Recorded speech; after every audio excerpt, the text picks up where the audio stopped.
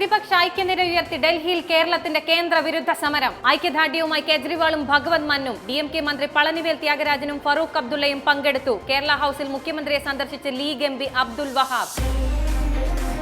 കേന്ദ്ര സർക്കാർ കേരളത്തെ പാടെ അവഗണിച്ചെന്ന് ഡൽഹി സമരവേദിയിൽ മുഖ്യമന്ത്രി. നികുതിയുടെ 65% കേന്ദ്രം കൈക്കലാക്കുന്നു. ഗവർണർക്കും മുഖ്യമന്ത്രിയുടെ രൂക്ഷ വിമർശനം. BJP ഇതര സർക്കാരുകളെ കേന്ദ്രം ബുദ്ധിമുട്ടിക്കുന്നുവെന്ന് കേരളത്തെയും പരാമർശിച്ച് മല്ലികാർജുൻ ഖാർഗെയുടെ വിമർശനം. കേന്ദ്ര സർക്കാരിനെതിരെ കോൺഗ്രസ് കുറ്റപത്രം പുറത്തിറക്കി. നരേന്ദ്രമോദിക്കെതിരെ ജാതി തന്ത്രവുമായി രാഹുൽ ഗാന്ധി. പ്രധാനമന്ത്രി OBC വിഭാഗക്കാരനല്ല. മോദി ജനിച്ച ജനറൽ വിഭാഗത്തെ OBC ആക്കിയത് മുഖ്യമന്ത്രിയായ ശേഷം.